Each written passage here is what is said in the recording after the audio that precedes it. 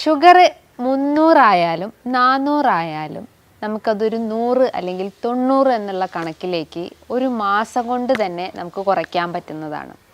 നമ്മളിപ്പം എടുക്കുന്ന മെഡിസിൻസ് ആവട്ടെ അല്ലെങ്കിൽ ഇൻസുലിൻസ് ആവട്ടെ അത് പൂർണ്ണമായിട്ടും ഉപേക്ഷിച്ചിട്ട് നമ്മുടെ ഭക്ഷണം കൺട്രോൾ ചെയ്തിട്ട് തന്നെ നമുക്ക് ഷുഗർ റിവേർട്ട് ചെയ്യാൻ പറ്റുന്നതാണ്. ഇന്നത്തെ വീഡിയോയിലൂടെ ഒരു ഷുഗർ രോഗി എന്തൊക്കെ ഭക്ഷണങ്ങൾ കഴിക്കണം, എന്തൊക്കെ അവർ അവോയ്ഡ് ചെയ്യണം എന്നതാണ് ഡിസ്കസ് ചെയ്യുന്നത്. ഹായ്, ഞാൻ doctor Juhi Das, QNB health കെയറിലെ ഹോമിയോപ്പതിക് ഫിസിഷ്യനാണ്. ഷുഗർ എന്ന് കേൾക്കുമ്പം എല്ലാവരും ചിന്തിക്കുന്നത് അതൊരു മാറാവ്യാധിയാണ്, ഒരിക്കലും നമ്മളെ ശരീരത്തിൽ നിന്ന് അത് വിട്ടുപോവില്ല എന്നുള്ളൊരു റോങ് മെൻറ്റാലിറ്റിയാണ്. പക്ഷേ അങ്ങനെയല്ല. ഷുഗർ അല്ലെങ്കിൽ ഡയബറ്റിസ് എന്ന് പറയുന്നത് അതൊരു ജീവിതശൈലി രോഗം തന്നെയാണ്. നമ്മുടെ ലൈഫ് സ്റ്റൈൽ ചേഞ്ചസ് അല്ലെങ്കിൽ ഒരു റോങ് ലൈഫ് പാറ്റേൺ കൊണ്ടാണ് ഈ ഒരു ഷുഗർ എന്നിട്ടുള്ള ആ ഒരു രോഗം നമ്മളെ അഫക്റ്റ് ചെയ്യുന്നത്. പണ്ട് കാലങ്ങളിലൊന്നും ഷുഗർ പേഷ്യൻസ് വളരെ റെയർലി റിപ്പോർട്ടഡ് ആണ്. പക്ഷേ ഇന്നത്തെ ജനറേഷൻസിനെ നോക്കുകയാണെങ്കിൽ ഷുഗർ പേഷ്യൻസ് വർദ്ധിച്ചു വരികയാണ്. നമ്മുടെ കേരളത്തിൽ തന്നെയാണ് ഏറ്റവും കൂടുതൽ ഷുഗർ രോഗികൾ വർദ്ധിച്ചു വരുന്നത്. അവരെ ലൈഫ് സ്റ്റൈൽ ചേഞ്ചസ് കൊണ്ട് തന്നെയാണ് അത്തരം അസുഖങ്ങൾ ബാധിക്കാനുള്ള കാരണങ്ങൾ പറയുന്നത്. ഷുഗർ എന്ന് പറയുമ്പം 2 രീതിയിലുണ്ട്. അതായത് ഡയബറ്റിസ് എന്ന് പറയുമ്പം 2 ടൈപ്സ് ആയിട്ട് നമുക്ക് പറയാം. ടൈപ്പ് 1 ഡയബറ്റീസും ഉണ്ട്, ടൈപ്പ് 2 ഡയബറ്റീസും ഉണ്ട്. ടൈപ്പ് 1 ഡയബറ്റിസ് എന്ന് പറയുമ്പോൾ എന്താ, ജുവനൈൽ ഡയബറ്റിസ്, അതായത് കുഞ്ഞു തൊട്ടേ കാണപ്പെടുന്ന ഒരു പ്രമേഹത്തെയാണ് നമ്മൾ ജുവനൈൽ ഡയബറ്റിസ് എന്ന് പറയുന്നത്. ടൈപ്പ് 2 ഡയബറ്റിസ് എന്ന് പറയുമ്പോൾ അഡൽട്ട് ഡയബറ്റിസ്, കുറച്ച് ഏജ്ഡ് ആയിട്ടുള്ള ആളുകളിലാണ് ഈ ഒരു ടൈപ്പ് 2 ഡയബറ്റിസ് എന്ന് പറയുന്നത്. ടൈപ്പ് 1 ഡയബറ്റിസിൽ വരുന്ന പ്രശ്നങ്ങൾ എന്ന് പറയുമ്പം ഇൻസുലിൻ്റെ പ്രൊഡക്ഷൻ ഇല്ലാത്തൊരവസ്ഥ അല്ലെങ്കിൽ ഇൻസുലിൻ ഡെഫിഷ്യൻ്റ് ആവുന്നൊരു കണ്ടീഷനാണ് ടൈപ്പ് 1 ഡയബറ്റിസിൽ പറയുന്നത്. ടൈപ്പ് 2 ഡയബറ്റിസ് എന്ന് പറയുമ്പോൾ അതൊരു 100% റിവേഴ്സിബിൾ ആണ്. അതായത് അവിടെ ഇൻസുലിൻ പ്രൊഡക്ഷൻസ് ഉണ്ട്, പക്ഷെ അത് കൃത്യമായിട്ട് പ്രവർത്തിക്കാൻ പറ്റാത്തൊരവസ്ഥയാണ് ടൈപ്പ് 2 ഡയബറ്റിസിൽ വരുന്നത്.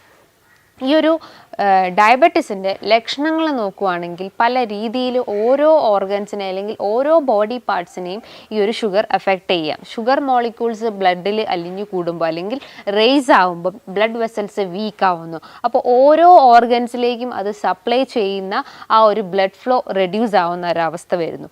എസ്പെഷ്യലി ഇപ്പോൾ കാലുകളിൽ ഷുഗർ പേഷ്യൻസ് പ്രധാനമായിട്ട് പറയുന്ന ഒരു ലക്ഷണമാണ് കാലുകളിൽ തരിപ്പ്, മരവിപ്പ് തോന്നുക, ചെരുപ്പിടാൻ പറ്റാത്തൊരവസ്ഥ വരിക, കാലുകളിൽ ഒരു കടച്ചിൽ ഫീൽ. അതേപോലെ തന്നെയാണ് ഷുഗറിൻ്റെ സ്പൈക്ക് കാരണം രക്തക്കുഴലുകൾ ബ്ലോക്ക് ആവുന്നത്. എസ്പെഷ്യലി നമ്മൾ കിഡ്നി ബാധിക്കുന്ന അസുഖത്തെയാണ് നമ്മൾ ഡയബറ്റിക് നെഫ്രോപ്പതി എന്ന് പറയുന്നത്. അതായത് കിഡ്നിയിലേക്ക് സപ്ലൈ ചെയ്യുന്ന രക്തക്കുഴലുകൾക്ക് ബ്ലഡ് ഫ്ലോ റെഡ്യൂസ് ആവുകയും കിഡ്നി സംബന്ധമായിട്ടുള്ള ബുദ്ധിമുട്ടുകൾ ഉണ്ടാവുന്നു. യൂറിൻ ഔട്ട്പുട്ട് ഇൻക്രീസ് ആവുന്നു. രാത്രി കാലങ്ങളിൽ യൂറിൻ്റെ ഇൻക്രീസ് കൂടി വരുന്നു അല്ലെങ്കിൽ യൂറിൻ ഔട്ട്പുട്ട് വർദ്ധിച്ചു വരുന്നു. ഇടയ്ക്കിടയ്ക്ക് യൂറിനേറ്റ് ചെയ്യാനുള്ള ഒരു ടെൻഡൻസി വരുന്നു. യൂറിനിലൊരു സ്മെല്ല് ഫീൽ ചെയ്യുന്നു, ഒരു ഒഫൻസീവ്നെസ് അനുഭവപ്പെടുന്നു. അതോടൊപ്പം തന്നെ യൂറിനിൽ പത അനുഭവപ്പെടുന്നു. ഇതൊക്കെയാണ് ഡയബറ്റിക് നെഫ്രോപ്പതിൻ്റെ കണ്ടീഷൻസ് എന്ന് പറയുന്നത്. അതേപോലെ തന്നെ നമ്മളെ കണ്ണിനെയും ഷുഗർ ബാധിക്കാം. അതായത് കണ്ണിലേക്ക് സപ്ലൈ ചെയ്യുന്ന രക്തക്കുഴലുകളിൽ വീക്കാവുമ്പം നമുക്ക് കാഴ്ചയിൽ വിഷൻസ് പ്രശ്നങ്ങൾ ഉണ്ടാവുന്നു, കാഴ്ച മങ്ങിപ്പോകുന്ന ഒരവസ്ഥ ഉണ്ടാവുന്നു, നമ്മളത് കാരണം തെന്നി വീഴുന്ന ഇഷ്യൂസ് ഉണ്ടാവുന്നു.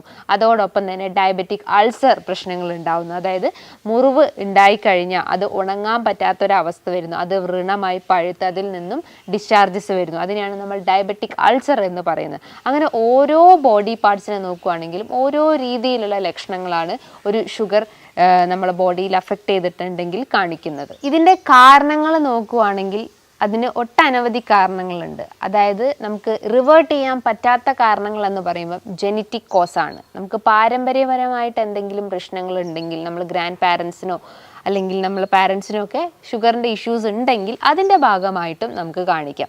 അതേപോലെ തന്നെ ഏജിങ്, പ്രായമായിട്ട് കഴിഞ്ഞാൽ അല്ലെങ്കിൽ ഒരു 40+ ആയിട്ടുള്ള ആളുകൾക്കും ഈ ഒരു ഷുഗർ ബാധിക്കാനുള്ള ചാൻസസ് വളരെ കൂടുതലാണ്. അതായത് കുഞ്ഞു ആളുകൾക്ക് ജുവനൈൽ ഡയബറ്റിസ് ആവട്ടെ, ടൈപ്പ് 2 എന്ന് പറയുമ്പോൾ ഏജ്ഡ് ആയിട്ടുള്ള ആളുകളിലും അതൊക്കെ നമുക്ക് റിവേർട്ട് ചെയ്യാൻ പറ്റാത്തൊരു കേസസ് ആണെന്ന് പറയാം. പക്ഷേ അതർ കോസസ് എന്ന് പറയുമ്പം നമ്മുടെ ലൈഫ് സ്റ്റൈൽ ചേഞ്ചസ് തന്നെയാണ്. നമ്മൾ സെഡൻറ്ററി ലൈഫ് സ്റ്റൈൽ, നമ്മൾ ചടഞ്ഞു കൂടിയിരിക്കുന്ന അവസ്ഥ അവസ്ഥ.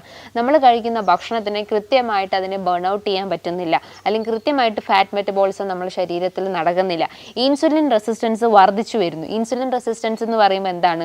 നമ്മൾ കഴിക്കുന്ന ഭക്ഷണത്തിനെ എനർജി കൺവേർഷൻസിൻ്റെ ഭാഗമായിട്ട് ഗ്ലൂക്കോസായിട്ട് കൺവേർട്ട് ചെയ്യുന്നു. ഈ ഗ്ലൂക്കോസ് എക്സസ് ആകുമ്പോൾ അത് ഓരോ ഓർഗൻസിലും പോയി ഡിപ്പോസിറ്റ് ചെയ്യുന്നു. അപ്പം അത് ആ ഗ്ലൂക്കോസിനെ കൃത്യമായിട്ട് ഇൻസുലിനെ ഐഡൻറ്റിഫൈ ചെയ്യാൻ പറ്റാത്തൊരവസ്ഥ വരുന്നു. അതിനെയാണ് നമ്മൾ ഇൻസുലിൻ റെസിസ്റ്റൻസ് എന്ന് പറയുന്നത്. അപ്പോൾ ഇൻസുലിൻ റെസിസ്റ്റൻസ് കൂടുകയും ഇൻസുലിൻ സെൻസിറ്റിവിറ്റി കുറയുകയും ചെയ്യുന്ന ഒരു മെയിൻ കണ്ടീഷനാണ് ഈ ഒരു ഷുഗറിൽ ബാധിക്കുന്നത്. അതേപോലെ അമിത വണ്ണുള്ള ആളുകൾ, അതിൻ്റെ മെയിൻ റീസൺ തന്നെയാണ് ഇൻസുലിൻ റെസിസ്റ്റൻസ് എന്ന് പറയുന്നത്. അതേപോലെ മറ്റെന്തെങ്കിലും ഓട്ടോ ഇമ്മ്യൂൺ ഡിസോർഡേഴ്സ് ഉള്ള ആളുകൾക്കും ഷുഗർ ബാധിച്ചെന്ന് വരാം. അതേപോലെ കൃത്യമായിട്ട് വർക്കൗട്ട്സ് ചെയ്തിട്ടില്ലെങ്കിൽ, നമ്മളെ ലൈഫ് സ്റ്റൈൽ ചേഞ്ചസ് ആയിട്ടുള്ള, നമ്മൾ കൂടുതലായിട്ടും ഭക്ഷണത്തിൽ പ്രാധാന്യം കൊടുക്കുന്ന ആളുകളാണ്. അതായത് കൂടുതലായിട്ടും കലോറി റിച്ച് ആയിട്ടുള്ള ഭക്ഷണങ്ങൾ, കൊഴുപ്പേറിയ ഭക്ഷണങ്ങളൊക്കെ നമ്മൾ ഡേ ബൈ ഡേ നമ്മളിങ്ങനെ കഴിക്കുകയാണെങ്കിലും അതിൻ്റെ ഭാഗമായിട്ടും നമ്മളെ ബോഡിയിൽ ഷുഗർ മോളിക്യൂൾസ് സ്പൈക്ക് ആവാം, അല്ലെങ്കിൽ ബ്ലഡ് വെസൽസ് വീക്കായിട്ട് പല കോംപ്ലിക്കേഷൻസ് നമ്മളെ ബോഡിയിൽ ക്രിയേറ്റ് ചെയ്യുക. അപ്പോൾ ഒരു ഷുഗർ രോഗി എന്തൊക്കെ ഭക്ഷണങ്ങൾ കഴിക്കണമെന്ന് നമുക്ക് ആദ്യം ഒന്ന് ഡിസ്കസ് ചെയ്യാം. അതായത് ഷുഗർ പേഷ്യൻസ് ആദ്യം ശ്രദ്ധിക്കേണ്ടതെന്ന് പറയുമ്പം ആദ്യം തന്നെ അവർ ബ്ലഡ് ഷുഗർ ജസ്റ്റ് ഒന്ന് ചെക്ക് ചെയ്യുക. HbA1c ആദ്യം ചെക്ക് ചെയ്യുക, ഫാസ്റ്റിംഗ് ബ്ലഡ് ഷുഗർ നോക്കുക, പോസ്റ്റ് പ്രാൻഡിയൽ അത് ഭക്ഷണത്തിന് ശേഷമുള്ള ബ്ലഡ് ഷുഗർ ഒക്കെ ആദ്യം ചെക്ക് ചെയ്യുക. എന്തെങ്കിലും ഒരു ഇംബാലൻസ് വരുമ്പം നമ്മൾ ജസ്റ്റ് ഒരു മരുന്നിൻ്റെ പുറകെ പോവാതെ നമ്മളെ ഭക്ഷണ രീതികൾ തന്നെയാണ് ആദ്യം കറക്റ്റ് ചെയ്യുന്നത്. പല പേഷ്യൻസ് പറയാറുണ്ട്, ഞങ്ങൾ കാലങ്ങളായിട്ട് ഇൻസുലിൻ എടുക്കുന്നുണ്ട്, പല അസുഖത്തിന് വേണ്ടി നമ്മൾ മെഡിസിൻസ് എടുക്കുന്നുണ്ട്, അതിൻ്റെ ഭാഗമായിട്ടാണ് ഈ ഷുഗർ വന്നിട്ടുള്ളത്. പക്ഷേ അങ്ങനെയല്ല. നമ്മൾ മെഡിസിൻസ് എടുക്കുന്നുണ്ട്, അതോടൊപ്പം നമ്മളെ ഡയറ്റും അല്ലെങ്കിൽ ഭക്ഷണ രീതികളും കൺട്രോൾഡ് അല്ലെങ്കിൽ അതിൻ്റെ ഭാഗമായിട്ടാണ് നമുക്ക് ഷുഗർ വരുന്നത്. അല്ലാണ്ട് മെഡിസിൻസ് എടുത്തുകൊണ്ട് യാതൊരു ഷുഗറും മോളിക്യൂൾസും നമ്മളെ ബോഡിയിൽ ഇൻക്രീസ് ആവുന്ന ചാൻസസ് വളരെ കുറവാണ്. അപ്പം നമ്മളെ ഭക്ഷണത്തിൽ ശ്രദ്ധിക്കേണ്ട കാര്യങ്ങൾ എന്ന് പറയുമ്പോൾ ബാലൻസ്ഡ് ഡയറ്റാണ് മെയിൻറ്റെയിൻ ചെയ്യേണ്ടത്. ബാലൻസ്ഡ് ഡയറ്റ് എന്ന് പറയുമ്പോൾ എന്താണ്? കാർബ്സിൻ്റെ അളവ് ഈക്വൽ ആവുക, പ്രോട്ടീൻസിൻ്റെ അളവ് ഈക്വൽ ആവുക, ഫൈബറും ഫാറ്റ് മോളിക്യൂൾസും ഈക്വലി ബാലൻസ്ഡ് ആവുന്ന രീതിയിൽ. നമുക്കറിയാം ഈ ഇന്ത്യൻസിനാണ് ഏറ്റവും കൂടുതൽ ഷുഗർ ടെൻഡൻസിയിൽ അല്ലെങ്കിൽ ഡയബറ്റീസ് രോഗികൾ ഏറ്റവും കൂടുതൽ റിപ്പോർട്ട് ചെയ്യുന്നത് നമ്മൾ ഇന്ത്യൻസ് അല്ലെങ്കിൽ ഏഷ്യൻ റീജിയൻസിലാണ്. അതിൻ്റെ റീസൺസ് ആണ്, നിങ്ങളെ ബാലൻസ്ഡ് ഡയറ്റ് നോക്കുകയാണെങ്കിൽ അല്ലെങ്കിൽ നിങ്ങളെ ഡയറ്റ് പാറ്റേൺ നോക്കുകയാണെങ്കിൽ കാർബ്സിൻ്റെ അളവ് 80% ആണ്. നമ്മളൊരു 100 ഗ്രാം എടുക്കുകയാണെങ്കിൽ കാർബ്സിൻ്റെ അളവ് ഒരു 80% ആണ്. ഫാറ്റ് മോളിക്യൂൾസ് ആണെങ്കിൽ ഒരു 10%, അതേപോലെ പ്രോട്ടീൻസ് നോക്കുകയാണെങ്കിൽ ഒരു 10% മാത്രമാണ്. അപ്പോൾ ഏറ്റവും കൂടുതൽ അന്നജമാണ് നിങ്ങളുടെ ഭക്ഷണത്തിൽ നിങ്ങൾ ഉൾപ്പെടുത്തുന്നത്. പ്രോട്ടീൻസിൻ്റെ ഇൻടേക്കും ഫാറ്റിൻ്റെ ഇൻടേക്കും വളരെ കുറവായതുകൊണ്ടാണ് ഈ ഒരു ഏഷ്യൻ റീജിയൻസിന് കൂടുതലായിട്ടും ഷുഗർ മോളിക്യൂൾസ് സ്പൈക്ക് ആവുന്നത്. നേരെ നമ്മൾ യൂറോപ്യൻ കൺട്രീസൊക്കെ നോക്കുകയാണെങ്കിൽ അവരുടെ ഡയറ്റ് നോക്കുകയാണെങ്കിൽ 60% അല്ലെങ്കിൽ ഒരു 50% അവർ കാർബ്സും റിമൈനിങ് വരുന്ന ഒരു 20-30% പ്രോട്ടീൻസും ഫാറ്റ്സും മാത്രമേ അവരുടെ ഡയറ്റിൽ ഉൾപ്പെടുത്തുന്നുള്ളൂ. സോ അവരെ കാർബ്സിൻ്റെ അളവ് കുറവും പ്രോട്ടീൻസിൻ്റെയും ഫാറ്റ്സിൻ്റെയും ഇൻടേക്ക് വളരെ കൂടുതലായതുകൊണ്ടാണ് ഈ ഒരു യൂറോപ്യൻ റീജിയൻസിൽ ഷുഗർ ടെൻഡൻസി വളരെ റിപ്പോർട്ടിലി എന്ന് പറയുന്നത്. ഭക്ഷണം കഴിക്കുമ്പം ക്വാണ്ടിറ്റി കുറച്ചിട്ട് ക്വാളിറ്റി ആയിട്ടുള്ള ഭക്ഷണങ്ങൾ കഴിക്കാൻ ശ്രമിക്കുക. അതായത് ഓരോ ഇടവേളകളിലും കഴിക്കാൻ ശ്രമിക്കുക. അതായത് അളവ് കുറച്ചിട്ട് നമ്മൾ രാവിലെ, അതേപോലെ തന്നെ ഒരു 11 മണിക്കും 1 മണിക്കും അങ്ങനെ ഒരു അളവ് കൂട്ടിയിട്ട്, അതായത് ആ ഒരു ഡ്യൂറേഷൻസ് കൂട്ടിയിട്ട് അളവ് കുറച്ചിട്ട്, ഭക്ഷണത്തിൻ്റെ അളവ് കുറച്ചിട്ട് കഴിക്കാൻ ശ്രമിക്കുക. ഇനി ബ്രേക്ക്ഫാസ്റ്റ് ആയിട്ട് നിങ്ങൾക്ക് കഴിക്കുക എന്ന് പറയുമ്പം നിങ്ങൾക്ക് അളവ് കുറയ്ക്കാം. അതായത് ചപ്പാത്തി ആയിട്ടോ അല്ലെങ്കിൽ മറ്റെന്തെങ്കിലും സാലഡ്സ് ആയിട്ടോ ഓംലേറ്റ് ആയിട്ടോ അങ്ങനെ എന്തെങ്കിലും ഒരു സാലഡ്സ് മോർണിംഗിൽ തന്നെ ഉൾപ്പെടുത്താൻ ശ്രമിക്കുക. രാവിലെ എഴുന്നേറ്റാൽ ഉടനെ തന്നെ ശരീരത്തിൽ നീർക്കെട്ടിനെ റെഡ്യൂസ് ചെയ്യാനും ദഹനം ഇമ്പ്രൂവ് ചെയ്യാൻ വേണ്ടിയിട്ട് നിങ്ങൾക്കൊരു എന്തെങ്കിലും ഒരു ഗ്രീൻ ടീ പ്രിഫർ ചെയ്യാവുന്നതാണ്. അല്ലെങ്കിൽ എന്തെങ്കിലും ഇൻഫ്ലമേറ്ററി കുറയ്ക്കുന്ന ഭക്ഷണങ്ങൾ ഉൾപ്പെടുത്താൻ ശ്രമിക്കാവുന്നതാണ്. അതായത് രാവിലെ എഴുന്നേറ്റാൽ തന്നെ വെറും വയറ്റിൽ ജസ്റ്റ് ഒരു ടീസ്പൂൺ ജിഞ്ചറോ അങ്ങനെ എന്തെങ്കിലും ഒരു ഇൻഗ്രീഡിയൻസ് മിക്സ് ചെയ്ത് കഴിക്കുകയാണെങ്കിൽ ദഹനം കുറച്ചൊന്ന് ഇമ്പ്രൂവ് ആവുകയും എക്സസ് ആയിട്ടുള്ള ഫാറ്റിനെ പെട്ടെന്ന് തന്നെ ബേൺ ഔട്ട് ചെയ്യാൻ സഹായിക്കുന്നതാണ്. ഇനിയിപ്പോൾ ബ്രേക്ക്ഫാസ്റ്റ് ആയിട്ട് നിങ്ങൾക്ക് ചപ്പാത്തിയോ അല്ലെങ്കിലും ജസ്റ്റ് ഒന്ന് പഴം പുഴുങ്ങിയതോ അല്ലെങ്കിൽ ഒരു ഓംലെറ്റോ അങ്ങനെ എന്തെങ്കിലും ഒരു മിതമായ രീതിയിൽ കലോറി കുറച്ചിട്ട് ഭക്ഷണങ്ങൾ എടുക്കാൻ ശ്രമിക്കുക.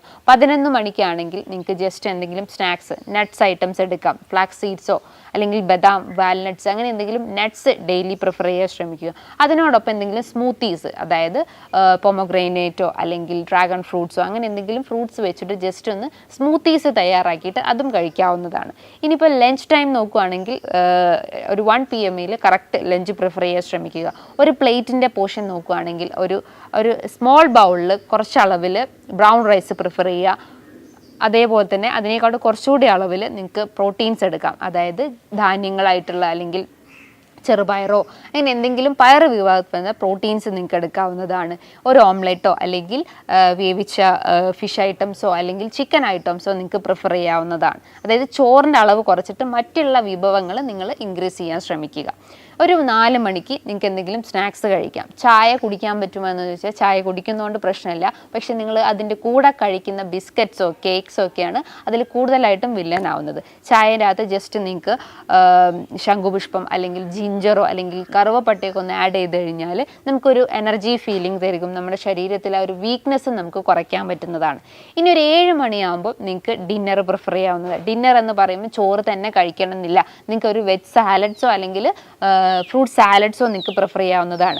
അതായത് മുളപ്പിച്ച ചെറുപയറോ അല്ലെങ്കിൽ കടലയോ അതിൻ്റെ അകത്തേക്ക് കുറച്ച് വെജിറ്റബിൾസ് കട്ട് ചെയ്തിടുക. അതായത് കുക്കുംബർ, ക്യാരറ്റ്, ടൊമാറ്റോ ഇതൊക്കെ നന്നായിട്ട് ചോപ്പ് ചെയ്തതിന് ശേഷം ഒരു പിഞ്ച് അല്ലെങ്കിൽ ഒരു ഡ്രോപ്സ് ഒലിവ് ഓയിൽ മിക്സ് ചെയ്ത് കഴിക്കുകയാണെങ്കിൽ വയറിനൊരു ഫുൾനെസ് ഫീലിംഗ് തരും. ശരീരത്തിലുണ്ടാവുന്ന ചീത്ത കൊഴുപ്പുകളെ നമുക്ക് കുറയ്ക്കാൻ പറ്റുന്നതാണ്. നല്ല കൊഴുപ്പിനെ നമുക്ക് കൂട്ടാൻ പറ്റുന്നതാണ്. അതോടൊപ്പം തന്നെ ഇതാണ് നിങ്ങളൊരു ഡേ നൈറ്റ് നിങ്ങളെ ഒരു ഡയറ്റ് പ്ലാൻ എന്ന് പറയുന്നത്. അതോടൊപ്പം നിങ്ങളുടെ ഡയറ്റിൽ ഒലിവ് ഓയിൽസ് പ്രിഫർ ചെയ്യാവുന്നതാണ്. കോക്കനട്ട് ഓയിൽസും പ്രിഫർ ചെയ്യാവുന്നതാണ്. ഓയിൽസ് യൂസ് ചെയ്യുമ്പം ഒരിക്കലും അത് ബോയിൽ ചെയ്ത് യൂസ് ചെയ്യാതിരിക്കുക. കാരണം ആ ഒരു ഫ്രഷ് ഫോമിൽ കഴിക്കുമ്പോൾ തന്നെയാണ് നമ്മുടെ ബോഡിയിൽ അത്രയും നല്ല എനർജി നമ്മുടെ ബോഡിയിൽ കയറുള്ളൂ. നമ്മളിപ്പോൾ ബോയിൽ ചെയ്ത് കഴിക്കുകയാണെങ്കിൽ അതിൻ്റെ ടോക്സിസിറ്റിയാണ് നമ്മുടെ ബോഡിയിൽ ക്രിയേറ്റ് ചെയ്യുന്നത്. ഒരിക്കലും കോക്കനട്ട് ഓയിൽസ് ഒന്നും ബോയിൽ ചെയ്ത് കഴിക്കരുത്. ഒരു ഫ്രഷ് ഫോമിൽ തന്നെ ജസ്റ്റ് ഒരു സർഫസിങ് ഏജൻ്റായിട്ട് കറീസിലോ അല്ലെങ്കിൽ എന്തെങ്കിലും മറ്റെന്തെങ്കിലും വിഭവങ്ങൾ മിക്സ് ചെയ്യുമ്പോൾ അതിൽ ആഡ് ചെയ്യാവുന്നതാണ്. അതേപോലെ ഹെൽത്തി ഫാറ്റ്സ് നിങ്ങളുടെ ഡയറ്റിൽ ഉൾപ്പെടുത്താൻ ശ്രമിക്കുക. Especially omega-3 fatty acids rich ആയിട്ടുള്ള ചെറിയ മത്സ്യങ്ങളും നട്ട്സും ലീഫി വെജിറ്റബിൾസും ഡയറ്റിൽ ഉൾപ്പെടുത്താൻ ശ്രമിക്കുക. സ്പൈസസ് നല്ല രീതിയിൽ ഉൾപ്പെടുത്താൻ ശ്രമിക്കുക. സിന്നമൺ, ജിഞ്ചർ, മഞ്ഞൾ, കുരുമുളക് ഇതൊക്കെ ഗ്രേറ്റ് ആൻറ്റി ഇൻഫ്ലമേറ്ററി പ്രോപ്പർട്ടി ഉള്ളതാണ്. അതേപോലെ ആൻറ്റി ഓക്സിഡൻറ്റ് പ്രോപ്പർട്ടി ഉള്ളതാണ്. ഇത്തരം സ്പൈസസും അതേപോലെ ആൻറ്റി ഓക്സിഡൻറ്റ് റിച്ച് ആയിട്ടുള്ള സിട്രസ് ഫ്രൂട്ട്സ് ഐറ്റംസും നിങ്ങളുടെ ഡയറ്റിൽ ഉൾപ്പെടുത്താവുന്നതാണ്. ഫ്രൂട്ട്സ് നിങ്ങൾക്ക് വലിച്ചു വാരി കഴിക്കാൻ പറ്റുമോ? അങ്ങനെ കഴിക്കാൻ പറ്റില്ല. അതായത് ഗ്ലൈസിമിക് ഇൻഡെക്സ് കുറഞ്ഞ ഭക്ഷണങ്ങൾ എടുക്കാൻ ശ്രമിക്കുക. അതായത് ഗോവ, പൊമോഗ്രാനേറ്റ്, പപ്പായ, അങ്ങനെ മറ്റെന്തെങ്കിലും നെല്ലിക്ക, ഇത്തരം ഗ്ലൈസിമിക് ഇൻഡെക്സ് കുറഞ്ഞ ഭക്ഷണങ്ങൾ എടുക്കാൻ ശ്രമിക്കുക. ഫ്രൂട്ട്സ് ഒരിക്കലും ജ്യൂസി ഫോമിൽ എടുക്കരുത്. അതൊരു ഫ്രഷ് ഫോമിൽ തന്നെ കട്ട് ചെയ്തിട്ട് ജസ്റ്റ് ഒരു പിഞ്ച് ഒലിവ് ഓയിൽ മിക്സ് ചെയ്യാവുന്നതാണ്. ഇനി നിങ്ങൾക്ക് ഷുഗറിന് പകരമായിട്ട് ഹണി യൂസ് ചെയ്യാൻ പറ്റുമോ എന്ന് പലരും ചോദിച്ചിട്ടുണ്ട്. നമ്മളൊരു 100 ഗ്രാം ഷുഗർ എടുക്കുകയാണെങ്കിൽ അതിൻ്റെ കലോറി നോക്കുകയാണെങ്കിൽ ഏകദേശം ഒരു 360 കിലോ കലോറീസ് ആണ് വരുന്നത്. അതേ അളവിൽ നമ്മളൊരു 100 ഗ്രാം ഹണി എടുക്കുകയാണെങ്കിൽ കലോറി നോക്കുകയാണെങ്കിൽ ഏകദേശം ഒരു 300 കിലോ കലോറീസ് ആണ്. സോ കലോറീൻ്റെ വാല്യൂസ് നോക്കുകയാണെങ്കിൽ ഓൾമോസ്റ്റ് സെയിം തന്നെയാണ്. അതായത് ഷുഗറിൻ്റെ അകത്താവട്ടെ ഹണീൻ്റെ അകത്താവട്ടെ ഈക്വൽ കലോറീസ് തന്നെയാണ്. അപ്പോൾ നമ്മൾ രണ്ടും നമ്മളെ ഡയറ്റിൽ നിന്ന് പൂർണ്ണമായിട്ടും ഉപേക്ഷിക്കാൻ ശ്രമിക്കുക. പകരം ശരീരത്തിൽ ഹെൽത്തി ഫാറ്റ്സ് ഉൾപ്പെടുത്താൻ ശ്രമിക്കുക. പ്രോട്ടീൻസിൻ്റെ അളവ് കൂട്ടാൻ ശ്രമിക്കുക.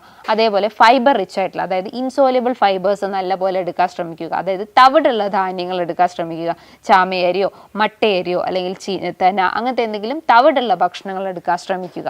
അതേപോലെ നിങ്ങളുടെ ഡയറ്റിൽ വിറ്റമിൻസ് ഉൾപ്പെടുത്താൻ ശ്രമിക്കുക. നമുക്കറിയാം നമ്മൾ ചോറും ഈ ഷുഗറും അതേപോലെ തന്നെ മറ്റുള്ള എന്തെങ്കിലും വ്യായാമങ്ങൾ ചെയ്തു കഴിഞ്ഞാൽ മാത്രം നമുക്ക് ഷുഗർ കൺട്രോൾ ചെയ്യില്ല. നമ്മുടെ ശരീരത്തിലെ ഡെഫിഷ്യൻസീസും നമ്മൾ ആദ്യം കറക്റ്റ് ചെയ്യാൻ ശ്രമിക്കണം. വൈറ്റമിൻ B12 അടങ്ങിയിട്ടുള്ള ഭക്ഷണങ്ങൾ, അതേപോലെ vitamin E, vitamin C, vitamin D ഇത്തരം വിറ്റമിൻസ് നിങ്ങളുടെ ഡയറ്റിൽ ഉൾപ്പെടുത്താൻ ശ്രമിക്കുക. വിറ്റമിൻ സി എന്ന് പറയുമ്പോൾ ഗ്രേറ്റ് ആൻറ്റി ഇൻഫ്ലമേറ്ററി പ്രോപ്പർട്ടി ഉള്ളതാണ്. അതായത് ആൻറ്റി ഓക്സിഡൻറ്റ് റിച്ച് ആയിട്ടുള്ളതാണ്.